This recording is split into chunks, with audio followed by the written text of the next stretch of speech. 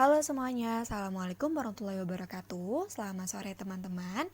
Perkenalkan, kami dari kelompok 9. Mohon izin untuk mempresentasikan materi hari ini. Bagaimana teman-teman? Apakah sudah siap menyimak dan mendengar pembahasan untuk materi hari ini? Nah, sebelum kita masuk ke materi, izinkan kami untuk memperkenalkan diri terlebih dahulu. Nah, di sini kelompok 9 terdiri dari Adelia Aurora, yaitu dengan saya sendiri, lalu nanti ada Hairudin, ada Cutika Iskandar, ada Hairuzadi, dan yang terakhir ada Rita Kurniasi. Nah, untuk materi kita hari ini berkaitan tentang pembahasannya yaitu supervisi terhadap program dan layanan bimbingan dan konseling. Nah, bagaimana, menarik kan teman-teman? Nah, untuk slide selanjutnya, di sini ada 6 poin pembahasan. Nanti ada 6 poin pembahasan, yaitu yang pertama ada pengertian supervisi bimbingan dan konseling, lalu yang kedua tujuan dan fungsi supervisi bimbingan dan konseling, ketiga prinsip-prinsip supervisi bimbingan dan konseling, lalu ada pendekatan dalam supervisi bimbingan konseling, selanjutnya teknik-teknik supervisi bimbingan dan konseling, dan yang terakhir ada aspek-aspek supervisi bimbingan dan konseling. Bagaimana dari poin-poin tadi? Menarik bukan untuk pembahasan kita hari ini?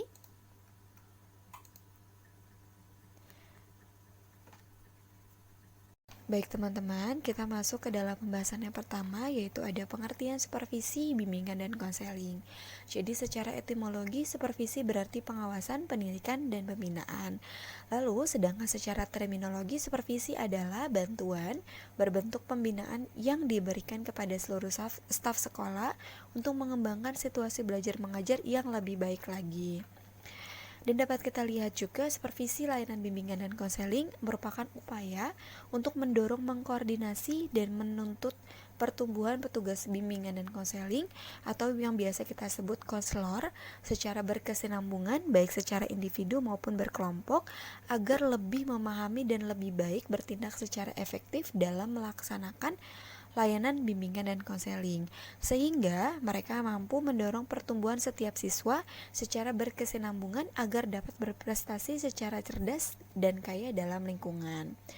Pada perkembangan akhir-akhir ini, supervisi mengarah pada suatu pengertian yang lebih baik lagi yang disebut dengan supervisi klinis, yaitu suatu bentuk supervisi yang difokuskan pada peningkatan mengajar dengan melalui sarana siklus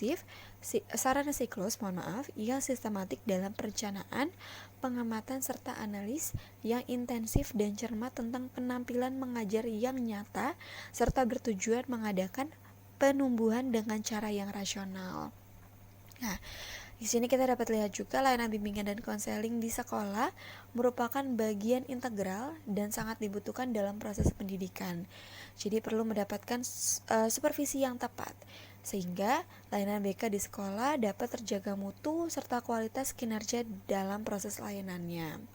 Jadi berdasarkan pemaparan di atas, dapat dikatakan supervisi ini dalam layanan bimbingan dan konseling ini dapat diartikan sebagai usaha yang dilakukan untuk mendorong, mengkoordinasikan, dan menuntut pertumbuhan petugas BK atau konselor secara berkesinambungan atau kontinu, baik secara individual maupun secara kelompok, agar lebih memahami dan lebih dapat bertindak secara efektif serta efisien dalam melaksanakan layanan BK di sekolah, sehingga mereka dapat mendorong, membimbing, dan menuntut pertumbuhan serta perkembangan tiap siswa atau klien secara berkesinambungan, sehingga hal tersebut dapat menjadikan siswa atau klien dapat berpartisipasi secara aktif, cerdas, dan kaya di dalam kehidupan masyarakat yang demokratis.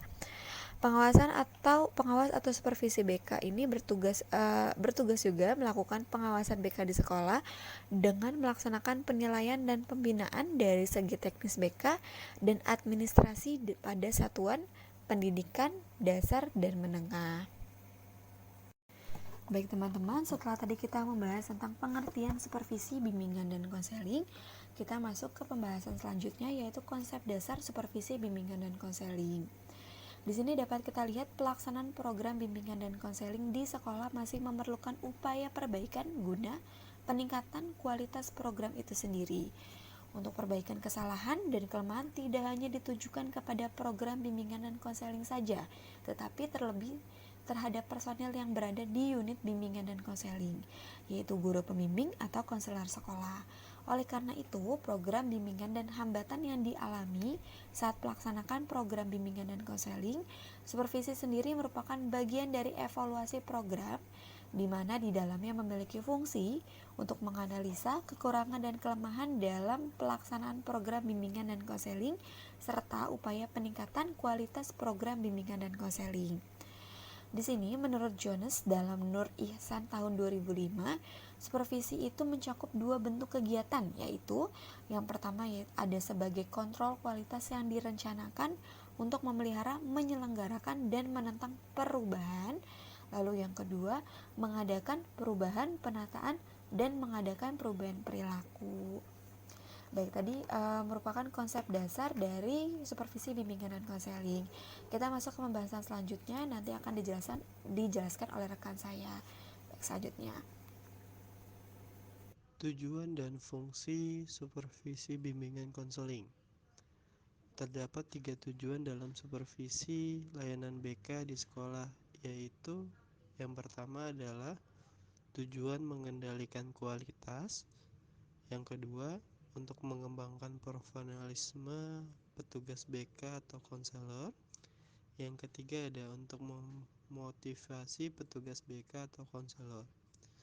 Kemudian terdapat 8 fungsi supervisi layanan bimbingan dan konseling, yaitu koordinasi usaha-usaha individual sekolah dan masyarakat.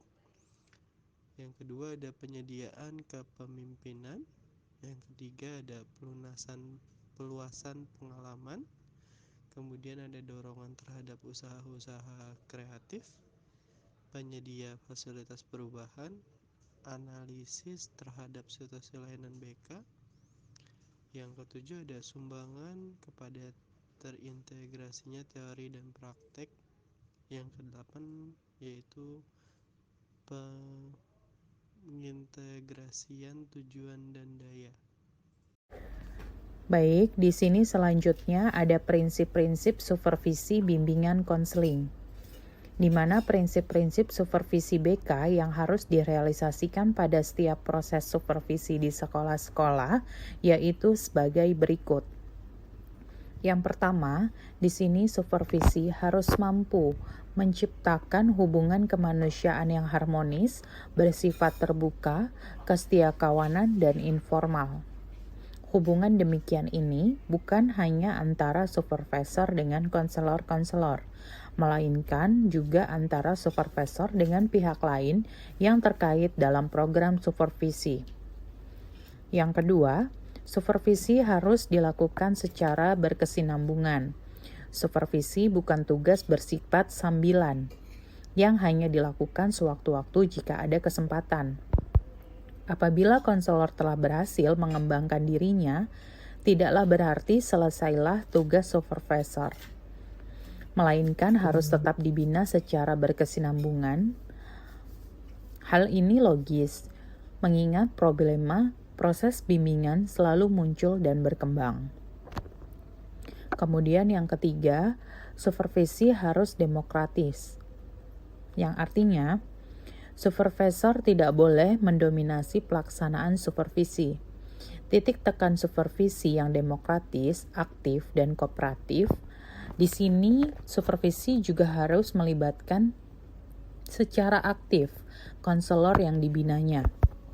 Tanggung jawab perbaikan program bukan hanya supervisor, melainkan juga tugas dari konselor.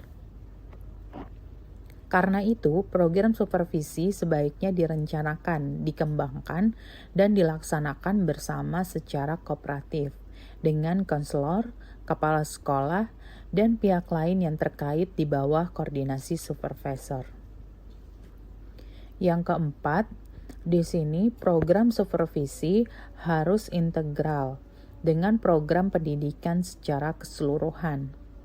Dalam upaya mewujudkan prinsip ini diperlukan hubungan yang baik dan harmonis antara supervisor dengan semua pihak pelaksana program pendidikan.